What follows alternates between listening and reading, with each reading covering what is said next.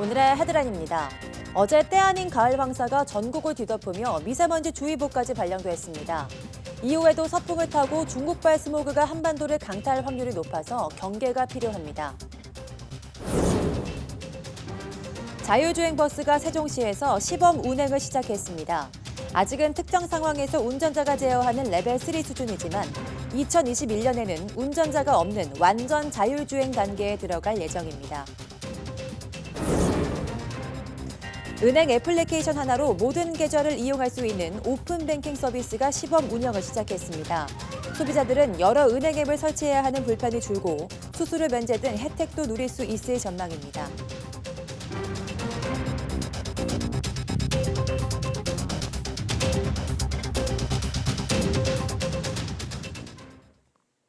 여러분 안녕하십니까? 10월 30일 사이언스 투데이입니다. 어제 때 아닌 가을 황사가 전국 하늘을 뒤덮으며 미세먼지 주의보까지 발령됐습니다. 황사는 밤사이 사라지겠지만 다음에는 중국발 스모그가 날아올 가능성이 커서 지속적인 경계가 필요합니다. 김진두 기자입니다. 화사한 코스모스 뒤로 보이는 도심이 마치 장막을 가린 듯 뿌였습니다. 노란빛이 도는 먼지가 하늘을 뒤덮은 것입니다. 올가을 첫 황사입니다. 미세먼지 농도도 전국 대부분 지방에서 평소보다 4배 이상 높은 세제곱미터당 150 마이크로그램을 넘어섰습니다. 서울 등 수도권과 충남, 경남 등 내륙 대부분 지방에는 미세먼지 주의보가 내려졌습니다. 답답해진 공기에 시민들은 다시 마스크를 착용해야 했습니다. 나왔는데요. 갑자기 미세먼지가 많아져가지고 목도 좀 칼칼한 것 같고 기분이 상쾌하진 않아요. 황사는 초미세먼지의 양이 극히 적고 대부분 지름이 조금 큰 미세먼지로 구성돼 있습니다. 따라서 중국발 스모그와 달리 초미세먼지 농도는 다행히 기준치 이하에 머물렀습니다. 불청객 황사는 밤사이 대부분 동해로 빠져나가 오늘은 전국 대기질이 정상을 되찾겠습니다. 하지만 이후에도 서풍을 타고 황사나 중국발 스모그가 한반도를 강타할 확률이 높아 경계가 필요합니다. 미세먼지 주의보가 내려지면 노약자는 외출을 자제하고 외출한다면 KF80 이상의 마스크를 착용하는 게 좋습니다. 또 유치원이나 학교는 야외 수업을 중단해야 합니다. YTN 김인우입니다. 경기도 보건환경연구원은 미세먼지 관리를 위한 과학적인 기초자료 확보와 정확한 대기질 정보 제공을 위해 대기 성분 측정소 2곳을 추가로 설치하기로 했습니다. 추가 설치 지점은 김포시 월곶면과 이천시 창천동으로 앞서 연구원은 지난해 9월 평택시 안중읍과 포천시 선단동 등 2곳에 측정소를 설치했습니다. 이들 측정소는 미세먼지 발생 원인 평가와 유해성을 분석하고 특히 미세먼지 중 중금속 성분 측정 자료를 경기도 대기환경정보 홈페이지에 실시간으로 공개합니다. 네, 강원 산간에 한파주의보가 내려진 가운데 오늘 아침 전국 기온이 크게 떨어졌습니다. 강원도 철원군 기마읍 기온이 영하 3,008도까지 떨어진 것을 비롯해 경북 봉화군 기온도 영하 0.6도를 기록했습니다. 이 밖에 서울 기온이 5도, 대전 5.8도, 광주 8.9도, 대구 8.2도 등으로 어제보다 3도에서 6도가량 낮았습니다. 기상청은 북서쪽에서 차가운 공기가 남하하며 기온이 크게 떨어졌지만 낮부터는 기온이 크게 오르며 선선한 날씨를 되찾겠다고 밝혔습니다. 정기검사 중 열출력이 급격히 증가해 수동정지한 한빛 원전 1호기에 대해 정기검사가 재개됩니다. 원자력안전위원회는 한빛 1호기 정기검사에서 남은 9개 항목에 대한 조사를 시작한다고 밝혔습니다. 원안위는 출력 상승 시험 등 후속 검사에서 안전성을 확인하고 정기 검사를 마무리할 예정입니다. 모두 86개 항목에 대해 검사를 마친 한빛 1호기는 지난 5월 9일 원안위의 재가동 승인을 받고 남은 9개 검사 항목에 대한 검사를 준비하던 중 열출력이 급증하는 이상 현상이 발생해 수동으로 가동을 정지했습니다. 국제원자력기구 IAEA 차기 사무총장에 라파엘 마리아노 그로시 IAEA 아르헨티나 대사가 선출됐습니다. 35개 나라로 구성된 IAEA 이사회는 현지 시각으로 29일 차기 사무총장을 선출하기 위한 선거를 진행한 결과 그로시 대사가 24표를 얻어 루마니아 출신의 코르넬 페루타 IAEA 사무총장 대행을 누르고 당선됐다고 밝혔습니다. 그로시대사는 171개 회원국으로 구성된 IAEA 총회에서 승인을 받으면 4년 임기의 사무총장에 취임하게 됩니다. 앞서 지난 7월 아마노 유키야 전 사무총장이 갑작스럽게 숨지면서 IAEA 사무총장 자리는 공석이 됐습니다. 네, 꿈의 자동차로 불리는 자율주행차에 대한 전 세계 기업들의 관심이 점점 뜨거워지고 있습니다. 오는 2030년 미래차 경쟁력 1등 국가 도약을 선언한 우리나라도 관련 기술 개발이 한창인데요. 이번엔 시민의 발인 버스가 실제 도로 위에서 자율주행 시범 운행에 들어가 있습니다. 김현우 기자입니다. 15인승 버스가 서서히 출발합니다. 운전자가 탔지만 버스는 스스로 움직입니다. 실제 대중교통 노선을 따라 시범 주행에 성공한 자율주행 버스입니다. 차량 곳곳에 설치된 센서와 GPS가 주변 상황을 인식해 교통 정보를 내부 시스템에 전달합니다. 인공지능 시스템은 전달된 각종 데이터를 인식해 차량을 작동하고 제어합니다. 정부와 현대차, 통신사 등이 370억 원을 투입해 자율주행 기반 대중교통 시스템을 개발했습니다. 제한적인 조건에서 자율주행이 가능하지만 특정 상황에서는 운전자가 제어하는 레벨 3 단계입니다. 미래차 시장에서 또 우리나라 제조업체들의 이제 차지하는 그런 비중이랄까 이런 부분은 올라갈 수 있고 또 이런 기술력의 발전에 따라서 우리나라에서 이제 일반 소비자들이나 이제 일반 국민들이 느끼는 생활의 편리함과 안전함도 더욱더 향상될 것이라 생각하고 있습니다. 실제 도로에서 시연을 마친 자율주행 버스는 다음 달부터 시험과 테스트를 이어가는 실증 운행에 들어갑니다. 이어 오는 2021년에는 운전자가 필요 없는 완전한 자율주행 단계로 진입하게 됩니다. 자율주행 기반의 대중교통 시스템은 오는 2023년 상용화될 예정입니다. 돌발 상황에 대처할 수 있는 안전기술과 사이버 보안 능력 확대가 시급한 과제로 꼽힙니다.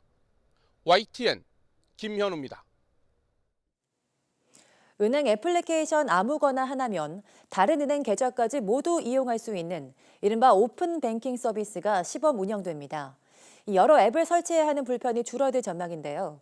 어떤 방식이고 어떻게 이용하는지 최영 기자가 설명해드립니다.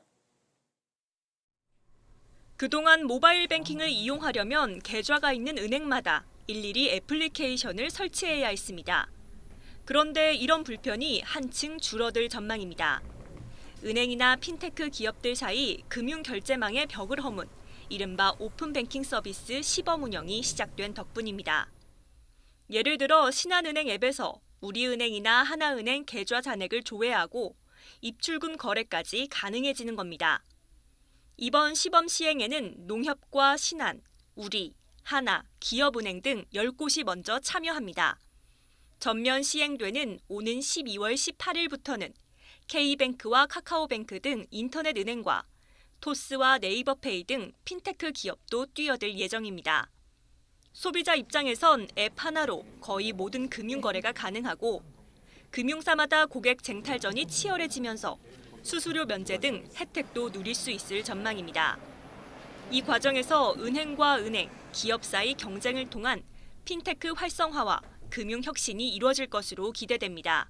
금융 소비자들에게 보다 높은 예금 금리와 보다 낮은 대출 금리를 제공할 수 있는 특징이 있고 핀테크들과 보라 결합되면서 기술적인 특성과 결합된 금융 상품들을 보다 광범위하게 제공할 수 있는 다만 해킹이나 정보 유출 우려가 나오는 만큼 금융 당국도 보안 점검을 강화하고 소비자 보호책도 마련했습니다.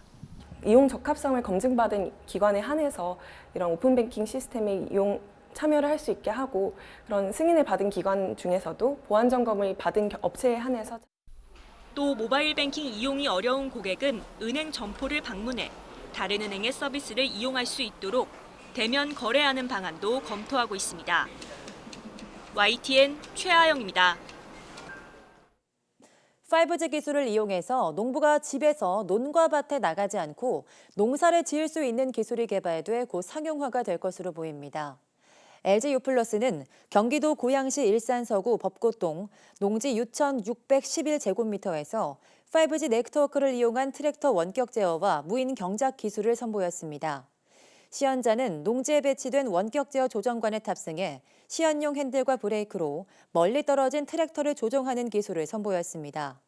이 기술은 트랙터 앞부분에 설치된 카메라 촬영 영상이 5G 네트워크를 통해 실시간으로 조정관 앞 TV에 전송되고 농부는 이 영상을 보면서 트랙터를 움직이는 작업을 할 수 있습니다. 무인 경작 트랙터에는 5G 기반의 초정밀 측위 시스템이 적용돼 트랙터의 위치를 정밀하게 측정하고 지도상에 설정한 경로로 정확히 이동시킬 수 있습니다.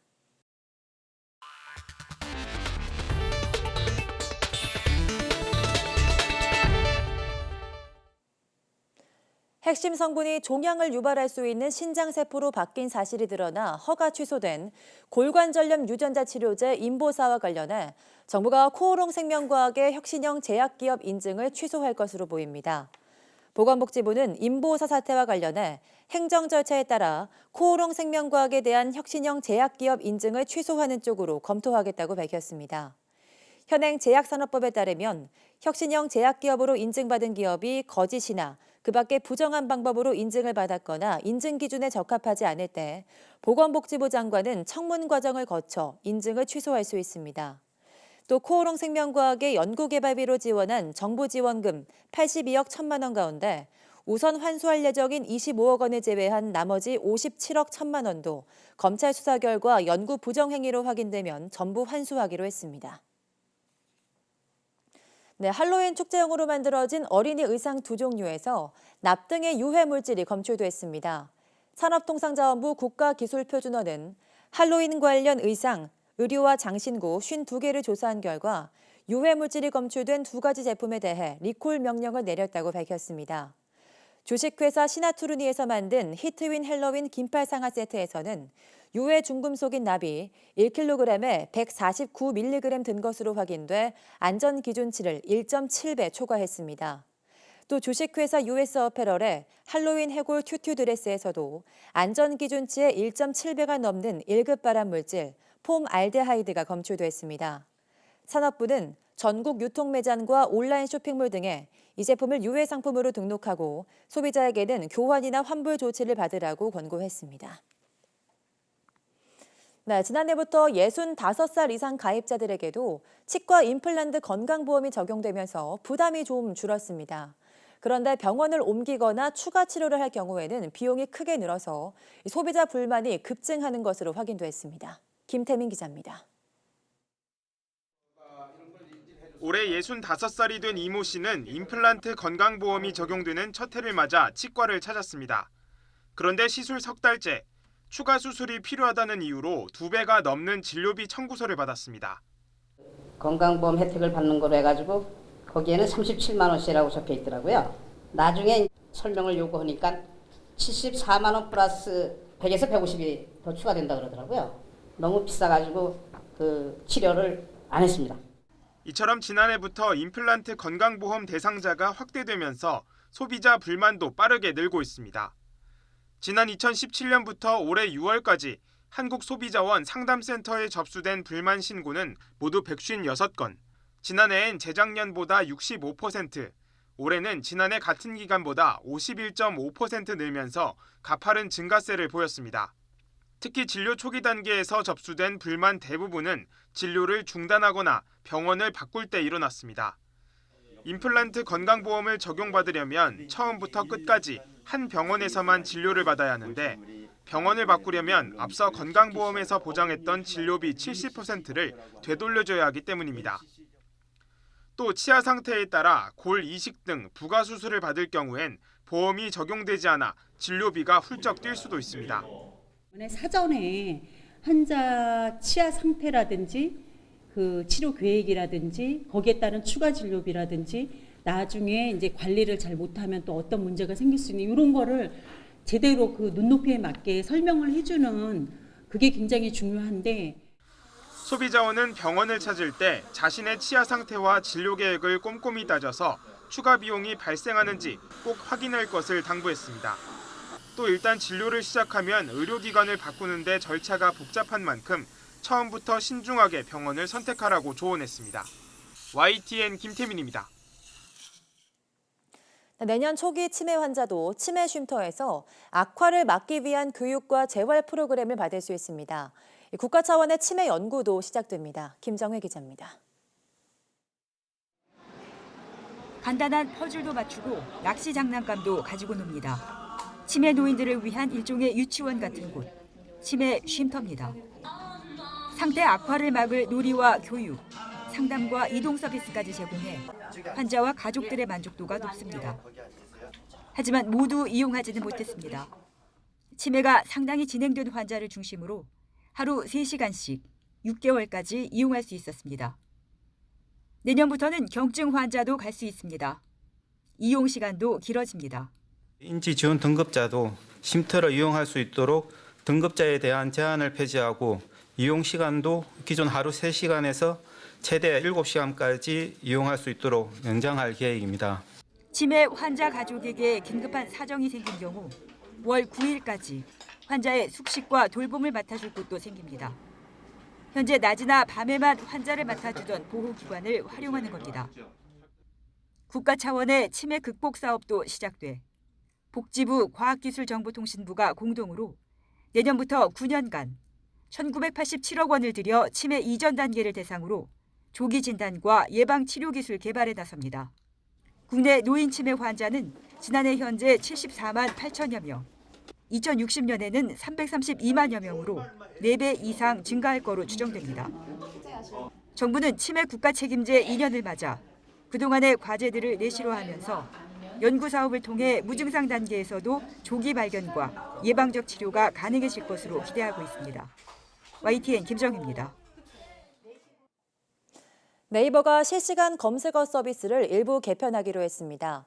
네이버는 내일부터 네이버 모바일에 로그인한 사용자가 급상승 검색어 차트를 열면 같은 연령대 이용자들이 많이 찾는 검색어가 먼저 표출되는 방식으로 검색어 서비스를 개편하기로 했습니다. 이번 개편은 최근 네이버 검색어 순위의 신뢰성에 대한 비판 여론을 잠재우기 위한 것으로 분석됩니다. 앞서 최근 열린 국회 과학기술정보방송통신위원회 국감에서는 이 네이버 실시간 검색어 키워드 대다수가 기업 상품 홍보를 위한 것이었다는 지적이 나왔습니다.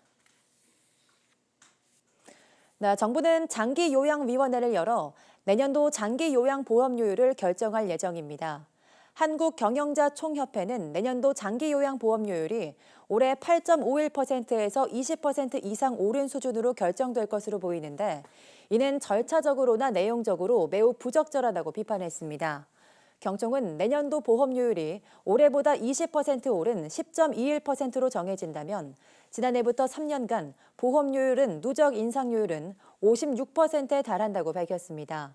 장기보험료는 소득의 건강보험료율과 장기보험료율을 곱해 결정되는데 임금 증가분과 건강보험료 인상분을 모두 포함한 노사의 실질 부담 인상률은 83%가 된다고 주장했습니다. 장기요양보험은 거동이 불편한 노인에게 목욕, 간호 등 요양 서비스를 제공하는 사회보험과 이 사업주와 근로자가 반반씩 부담합니다.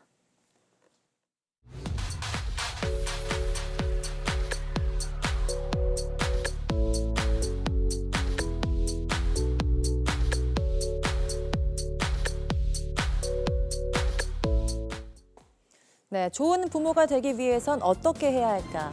많은 부모들의 공통적인 관심사죠. 그래서 서점에 육아나 출산 코너에 가도 이런 서적들이 눈에 자주 띕니다. 그렇다면 정말 어떤 부모가 좋은 부모일까요? 오늘 오후 사이언스투데이 생각연구소에서 자세히 이야기해보겠습니다. 모두 많은 시청 바랍니다. 함께해 주신 여러분 고맙습니다.